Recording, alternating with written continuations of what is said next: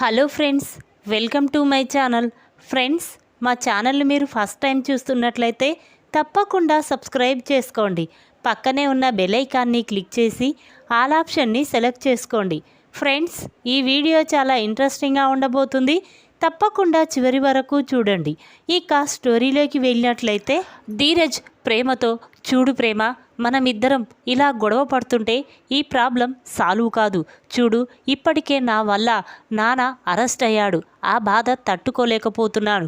ఇప్పుడు ఆ 7 వారాల నగలు మనం తెచ్చి మీ అత్తకి ఇవ్వకపోతే మళ్ళీ నాన్నని అరెస్ట్ చేసి జైలుకు పంపిస్తుంది. అది ఇక నేను తట్టుకోలేను. వెంటనే మనం ఆ కళ్యాణ్ గాడు ఎక్కడ ఉన్నా వెతికి ఆ నగలు తీసుకొద్దాం పద అని చెప్పి ఇక ధీరజ్ ప్రేమ ఇద్దరు కూడా బయలుదేరుతారు. ఇక ఇద్దరు కూడా కళ్యాణ్ని వెతుకుతూ ఉంటారు. కళ్యాణ్ జాడ ఎక్కడ తెలియకపోవడంతో ఇక ధీరజ్ ప్రేమ ఇద్దరు కూడా ఇంటికి తిరిగి వస్తారు. రాత్రి కావడంతో ధీరజ్ ప్రేమతో, చూడు ప్రేమ, ఇంత రాత్రయింది. ఇప్పుడు మనం ఇద్దరం ఇంట్లోకి వెళ్తే నాన్న మన మీద చాలా కోపంగా ఉంటాడు. ఇక్కడే కూర్చుందాం అని చెప్పి ఇక ధీరజ్ ప్రేమ గుమ్మం దగ్గరే కూర్చొని నిద్రపోతూ ఉంటారు. ఇంతలోనే ధీరజ్కి మెలకువ వస్తుంది. ఇక బాగా ఆకలి వేయడంతో ధీరజ్ మాత్రం, ప్రేమ, నాకు చాలా ఆకలిగా ఉంది, ఏదైనా చేసి పెట్టవా అని ధీరజ్ అనేసరికి ఆ మాటలు విన్న ప్రేమ మాత్రం చాలా బాధపడుతుంది. ఏంటి, నా వల్ల ధీరజ్ ఇన్ని మాటలు పడుతున్నాడు, పాపం ఇప్పుడు ఆకలిగా ఉన్నట్టుంది, నేను ఏదైనా వండి తీసుకొస్తాను అని చెప్పి ఇక ప్రేమ, సరే ధీరజ్ లోపలికి వెళ్దాం పదా అని చెప్పి ఇద్దరు కూడా లోపలికి వెళ్తారు. ఇక ప్రేమ మాత్రం ధీరజ్ కోసం కిచెన్లోకి వెళ్ళి వంట చేస్తూ ఉంటుంది. ఇంతలోనే ప్రేమ వంట చేస్తూ ఉండగా తన చీర కొంగు వెళ్ళి గ్యాస్ మీద పడుతుంది. దాంతో ఆ కొంగుకి నిప్పంటుకుంటూ ఉంటుంది. ఇక అది చూసిన ప్రేమ ఒక్కసారి స్టన్ అవుతుంది. ధీరజ్ అని చెప్పి ఇక గట్టిగా కేకలు పెడుతూ ఉంటుంది. ఆ మాటలు విన్న ధీరజ్ వెంటనే కిచెన్లోకి వెళ్ళి చూచేసరికి ఇక ప్రేమ కొంగుకి నిప్పంటుకుంటుంది. అది చూసిన ధీరజ్ ఒక్కసారి స్టన్ అవుతాడు. ప్రేమ నీకేం కాదు అని చెప్పి ఇక ధీరజ్ ఆ కొంగుకు ఉన్న నిప్పును ఆర్పేస్తూ ఉండగా ఇంతలోనే ప్రేమ కళ్ళు తిరిగి కింద పడిపోతుంది. ఇక దాంతో ధీరజ్ మాత్రం, ప్రేమ నీకేం కాదు, నువ్వు లే ప్రేమ అని చెప్పి ధీరజ్ చాలా బాధపడుతూ ఉండగా ఇంతలోనే వేదవతికి ఏదో సౌండ్ అయినట్టు వినపడుతుంది. ఇక వెంటనే నిద్రలేచి, ఇదేంటి ఇంత రాత్రి వేళ ఏదో సౌండ్ అవుతుందేంటి అని చెప్పి వేదవతి లేచి ఇక హాల్లో అటు ఇటు చూస్తూ ఉంటే ఎవరూ కనిపించరు. ఇక కిచెన్లో ఏదో సౌండ్ వస్తూ ఉండగా వేదవతి కిచెన్లోకి వెళ్ళి చూసేసరికి అక్కడ ప్రేమ కింద పడిపోయి ఉండడం చూసి వేదవతి ఒక్కసారి స్టన్ అవుతుంది. ఇక వెంటనే ధీరజ్తో, ఏంట్రా, ఏం జరిగింది, ప్రేమ కింద పడిపోయిందేంటి అనగానే అప్పుడు ధీరజ్ మాత్రం, అమ్మ, ఆ కళ్యాణ్ కోసం మేము నగల కోసం వెతుకుతూ ఉన్నాం. చాలా రాత్రి అవడంతో ఇక నాకు ఆకలిగా ఉందంటే ప్రేమ వంట చేయడానికి కిచెన్లోకి వచ్చింది. ఇక ఇంతలోనే ఆ చీర కొంగుకి నిప్పంటుకోవడంతో నేను అది ఆర్పేసే టైంలో ప్రేమ చాలా కంగారు పడి భయపడి కళ్ళు తిరిగి కింద పడిపోయిందమ్మా అనగానే ఇక వేదవతి, అదేంట్రా, నీకేమైనా కావాలంటే నేను చేసి పెట్టేదాన్ని కదా, ఎందుకురా ప్రేమని ఇబ్బంది పెట్టావు, ఇప్పుడు ఏం జరిగిందో చూడు పద, వెంటనే హాస్పిటల్కి తీసుకువెళ్దాం అని వేదవతి అంటుంది. ఆ మాటలు విన్న ధీరజ్, అమ్మ, పాపం ప్రేమ డిప్రెషన్లోకి వెళ్ళినట్టుందమ్మా, పద వెంటనే మనం హాస్పిటల్కి తీసుకువెళ్దాం అని చెప్పి ధీరజ్ వేదవతి ఇద్దరూ కూడా ప్రేమని హాస్పిటల్కి తీసుకువెళ్దాం అనుకుంటారు. ఇంతలోనే ఇక రామరాజు, నర్మద అందరూ కూడా నిద్రలేచి హాల్లోకి వస్తారు. అక్కడ ప్రేమ కళ్ళు తిరిగి కింద పడిపోవడం చూసి రామరాజు కూడా, ఏమైంది బుజ్జమ్మ, ప్రేమకు ఏం జరిగింది అనగానే ఇక వేదవతి జరిగిన విషయం మొత్తం కూడా రామరాజుకు చెప్తుంది. ఆ మాటలు విన్న రామరాజు, ఏంట్రా, నువ్వు ఏ పని చేసినా సరిగ్గా చెయ్యవా, ఇప్పుడు ఆ నగల కోసం పోలీసులు నన్ను అరెస్ట్ చేశారు, అంతేకాకుండా మీరిద్దరు ప్రేమించి పెళ్లి చేసుకున్నారు. అసలు ప్రేమని నువ్వు ఏమైనా ఇబ్బంది పెడుతున్నావా? అసలు నువ్వేంట్రా? నువ్వు మనుషులకి అర్థం కావు. నువ్వు ఏం పని చేస్తున్నావో కూడా ఇవతలి వాళ్లకు తెలియదు అని చెప్పి రామరాజు ధీరజ్ని తిడుతూ ఉంటాడు. ఆ మాటలు విన్న వేదవతి, ఏంటండి ఇప్పుడు ప్రేమకి ఇలా జరిగింది, మనం తొందరగా హాస్పిటల్కి తీసుకురావాలి, నువ్వేంటి చిన్నోన్ని తిడుతూనే ఉన్నావు అని చెప్పి ఇక అందరూ కూడా ప్రేమని హాస్పిటల్కి తీసుకువెళ్తూ ఉంటారు. ఇంతలోనే భద్రావతికి మెలకువ వస్తుంది. ఇదేంటి రామరాజు ఇంటి ముందు ఏదో సౌండ్ వినపడుతుంది, మళ్ళీ ఏం జరిగి ఉంటుంది అని చెప్పి భద్రావతి బయటికి వచ్చి చూసేసరికి ఇక భద్రావతి ఒక్కసారి స్టన్ అవుతుంది. ఇదేంటి ప్రేమకి ఏం జరిగింది, ప్రేమని ఎక్కడికి తీసుకువెళ్తున్నారు అని చెప్పి భద్రావతి కంగారు పడుతూ ఒరే సేన, విశ్వ రండిరా అని చెప్పి భద్రావతి పిలుస్తూ ఉంటుంది. ఆ మాటలు విన్న సేనాపతి విశ్వ ఇద్దరూ కూడా భద్రావతి దగ్గరికి వచ్చి, ఏంటక్క ఏం జరిగింది, ఎందుకు అంతలా కంగారు పడుతున్నావు అనగానే అప్పుడు భద్రావతి, ఒరే సేన, ప్రేమకి ఏం జరిగిందో అర్థం కావడం లేదురా, ఆ రామరాజు ప్రేమని హాస్పిటల్కి తీసుకువెళ్తున్నారు, నాకేదో భయంగా ఉందిరా, అసలు ఏం జరిగి ఉంటుంది అని భద్రావతి అనేసరికి అప్పుడు సేనాపతి మాత్రం, అదేంటక్క ప్రేమకి ఏం జరగడం ఏంటి, ప్రేమకి ఏమీ కాదు అని సేనాపతి అంటూ ఉంటే అప్పుడు భద్రావతి, లేదురా ప్రేమని తీసుకువెళ్తూ ఉండగా నా కళ్ళారా చూశాను అని చెప్పి ఇక భద్రావతి సేనాపతి ఇద్దరూ కూడా కంగారు పడుతూ ఉంటారు. ఇంతలోనే తిరుపతి మాత్రం చాలా బాధపడుతూ లోపలికి వెళ్తూ ఉంటాడు. ఇక తిరుపతిని చూసిన భద్రావతి, ఒరే తిరుపతి ఇట్రా నువ్వు అనగానే అప్పుడు తిరుపతి, ఏంటక్క అంటాడు. ఇక వెంటనే భద్రావతి, ఒరే అసలు ప్రేమకి ఏం జరిగిందిరా, హాస్పిటల్కి ఎందుకు తీసుకువెళ్తున్నారు చెప్పరా అనగానే అప్పుడు తిరుపతి, ఎందుకక్క నీకు రామరాజు కుటుంబం నువ్వు సంతోషంగా ఉండొద్దని, ఎప్పుడూ బాధపడాలని, ఏదో ఒకటి జరగాలని కోరుకుంటావు కదక్క, ఇప్పుడు అదే జరిగింది. ప్రేమకి శృతిలోనే అగ్ని ప్రమాదం తప్పింది, ఇప్పుడు తనని హాస్పిటల్కి తీసుకువెళ్తున్నారు. ఇప్పుడు అక్క బావ ధీరజ్ అందరూ కూడా చాలా బాధపడుతున్నారు.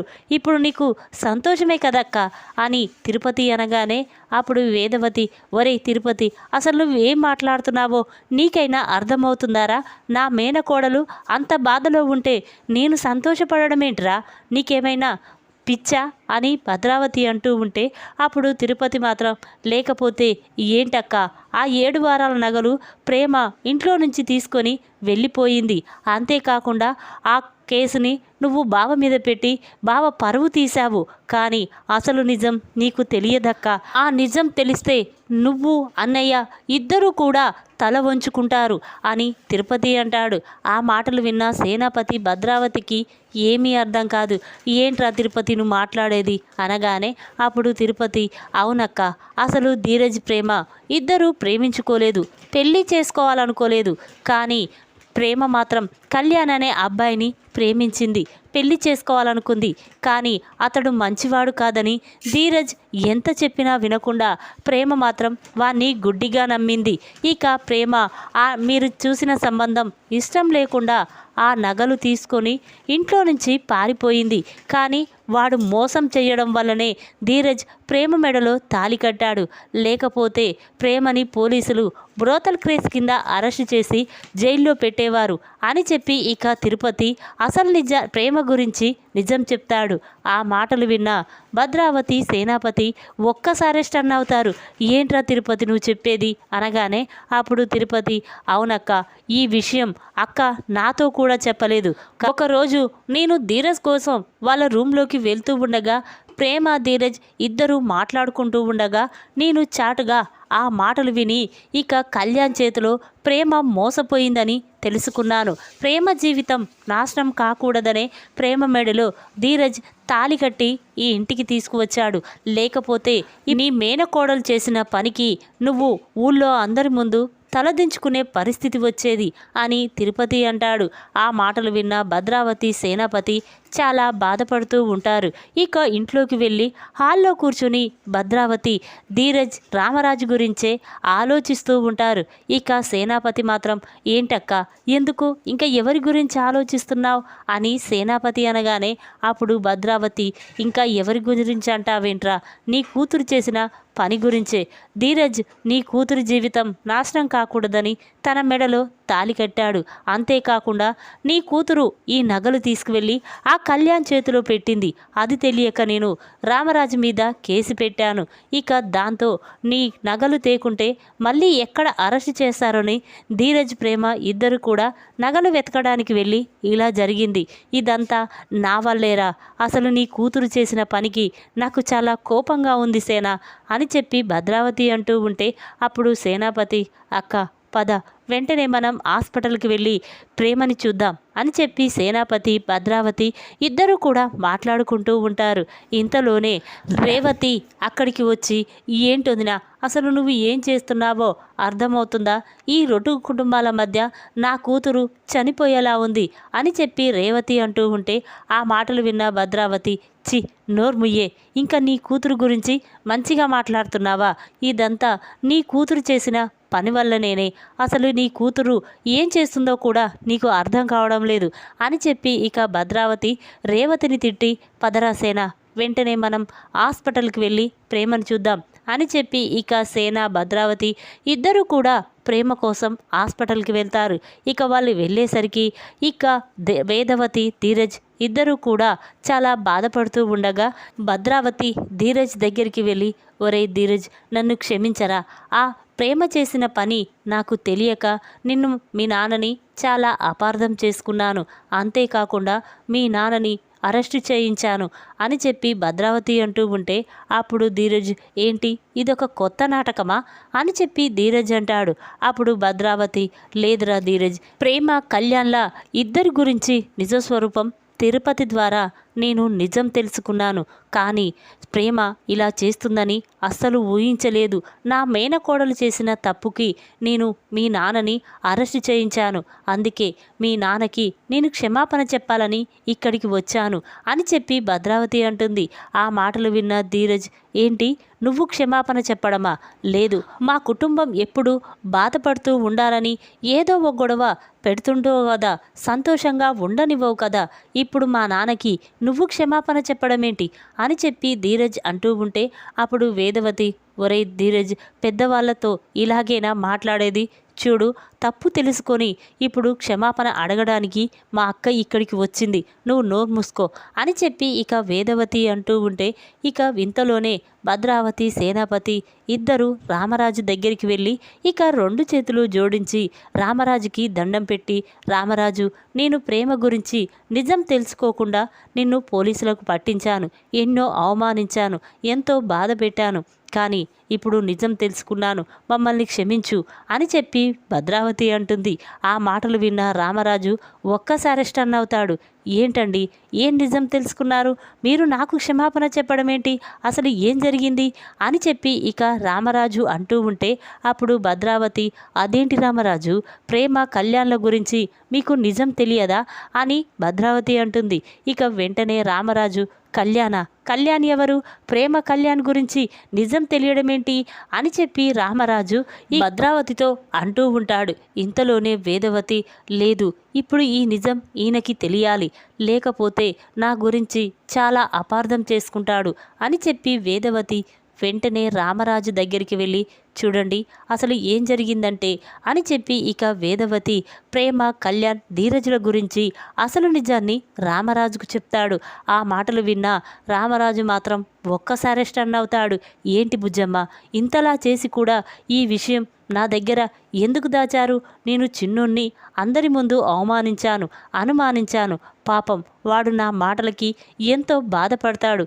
కానీ ఒక ఆడపిల్ల జీవితం కోసం తన జీవితాన్నే నాశనం చేసుకున్నాడు అని చెప్పి ఇక రామరాజు ధీరజ్ గురించి చాలా గొప్పగా మాట్లాడుతూ ఉంటాడు. ఇక ఇంతలో రామరాజు ధీరజ్ దగ్గరికి వెళ్ళి ఒరే ధీరజ్, ఎందుకురా ఇలా చేశావు? నువ్వు చేసిన మంచి పని నా దగ్గర దాచిపెట్టి నాతో ఎందుకురా ఎన్ని మాటలు పడ్డావు అని చెప్పి ఇక రామరాజు అంటూ ఉంటే అప్పుడు ధీరజ్ లేదు నాన్న, అమ్మ నాకు ఈ విషయం ఎవరితో చెప్పొద్దని చెప్పింది. కానీ అమ్మే నాకు ప్రేమకి పెళ్లి చేసిందంటే అమ్మని మీరు అసహించుకుంటారు. అందుకే నువ్వు అమ్మ శాశ్వతంగా విడిపోకూడదని ఈ నిజాన్ని నేను ఎవరితోనూ చెప్పలేదు అని చెప్పి ఇక ధీరజ్ అంటాడు. ఆ మాటలు విన్న రామరాజు చాలా సంతోషపడుతూ వెంటనే ధీరజ్ని హగ్ చేసుకొని, ఒరే నాకిచ్చిన మాట కోసమైనా నువ్వు ఆ మాటని పక్కకు పెట్టి ఒక ఆడపిల్ల జీవితాన్ని కాపాడావురా, అది నాకు చాలు అని చెప్పి ఇక రామరాజు చాలా సంతోషపడుతూ ఉంటాడు. ఇంతలోనే డాక్టర్ బయటికి వస్తాడు.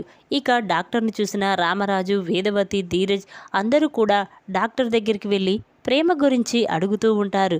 ఇక డాక్టర్ మాత్రం చూడండి ఇప్పుడు తను సేఫ్గానే ఉంది, మీరు వెళ్ళి చూడొచ్చు అని చెప్పి డాక్టర్ అక్కడి నుంచి వెళ్ళిపోతారు. ఇక ఈ విధంగా ప్రమాదంలో ప్రేమని కాపాడిన ధీరజ్కి క్షమాపణ చెప్పిన భద్రావతి సేనాపతి. ఈ వీడియో కనుక మీకు నచ్చినట్టయితే లైక్ చేయండి. మరిన్ని వీడియోల కోసం మా ఛానల్ని తప్పకుండా సబ్స్క్రైబ్ చేసుకోండి. Thanks for watching.